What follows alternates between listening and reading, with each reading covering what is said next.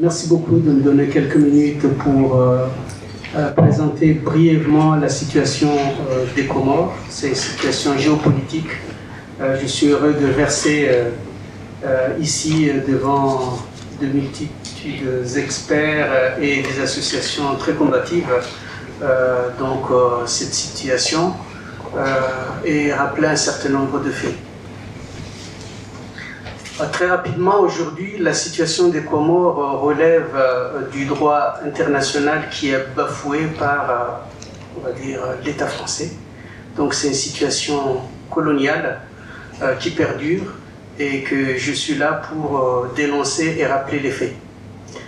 Je vais lire un texte d'accroche que nous avons commis aux citoyens français et européens. Savez-vous que depuis plus de 33 ans, la France ne respecte pas le droit international en occupant illégalement l'île comorienne de Mayotte, refusant à ce sujet de se conformer à la charte de l'ONU et à la vingtaine de résolutions votées contre l'occupation de l'île comorienne de Mayotte? Savez-vous que la France est en train de départementaliser une partie du territoire d'un État souverain membre de l'ONU, rendant ainsi l'Europe complice d'une forfaiture grave pour la paix du monde et qui fera certainement date? Savez-vous que, contrairement à la propagande distillée, il s'agit d'une politique délibérée de l'État français visant à entretenir la France des trois océans par les colonies ultramarines au prix des droits humains piétinés et de la vie de milliers de Comoriens sacrifiés? C'est donc notre affaire à tous. C'est votre affaire, à vous aussi, Français, Européens. Nous vous appelons à vous informer, à prendre position et à agir avec nous pour que la force du droit puisse triompher sur le droit de la force. Donc, en quelques points, j'ai présenté la situation comorienne qui est un pays indépendant depuis 33 ans, composé de... c'est un archipel composé de 4 îles. Une des îles, Mayotte, a été prise en otage.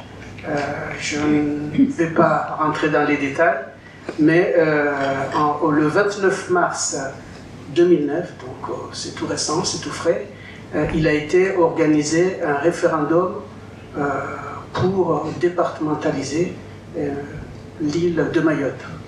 Ce référendum est illégal au regard du droit international.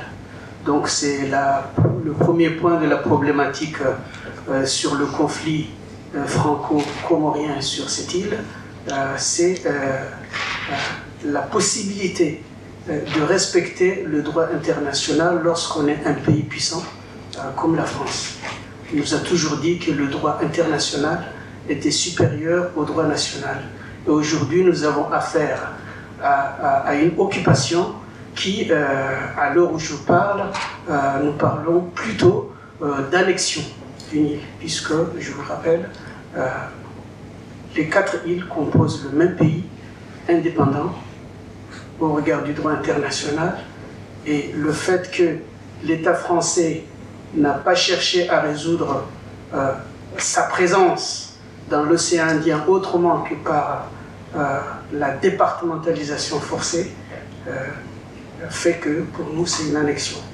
Et donc nous attirons l'attention au monde entier sur ce fait, je dirais, gravissime par rapport à l'équilibre géopolitique du monde. Nous avons donc fait un mémorandum pour rappeler un certain nombre de faits. J'ai quelques exemplaires que je fournirai aux différentes associations très volontiers qui a cette tête-là, intitulé « Mémorandum sur le contentieux franco-comorien à propos de l'île comorienne de Mayotte ». Ce mémorandum, nous le faisons signer. Nous avons déjà recueilli, hier mon collègue a recueilli quelques signatures de personnalités.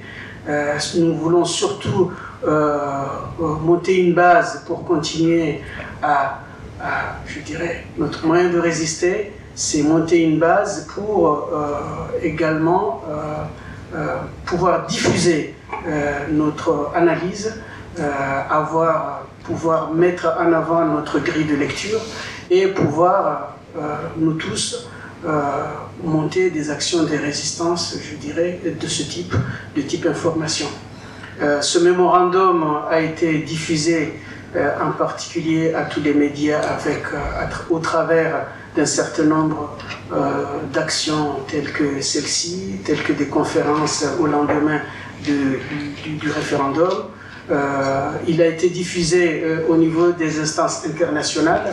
Il a été notamment à l'Europe, notamment à l'ONU. Et donc aujourd'hui, nous sommes rendus au constat que cela relève du droit international. Nous avons besoin de votre appui, mais nous sommes convaincus également que dans ce rapport de force, on ne peut plus compter sur une négociation entre un État tout-puissant, l'État français, et un tout petit État assez pauvre, tel que les Comores. Nous ne pouvons pas compter là, dans l'immédiat, à des gouvernants comoriens qui puissent faire peser le droit. Et donc, pour conclure, sous forme de question, est-ce qu'il y a moyen de faire valoir le droit international par rapport donc à ce conflit? Si vous avez des pistes, nous avons monté une ONG, nous avons des foyers de résistance à Mayotte, qui est la terre directement occupée aux Comores, donc nous allons l'étendre. Nous souhaitons aller vers l'ONU, poser ce problème-là. Là, on est en période d'AG des Nations Unies, c'est le 37e ou 38e, je crois. La question va être débattue. Mais nous ne sommes pas dupes.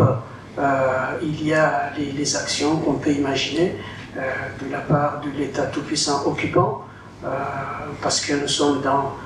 c'est un fait colonial, ça ne va pas aller très loin. Je pense que cela a été débattu ici également.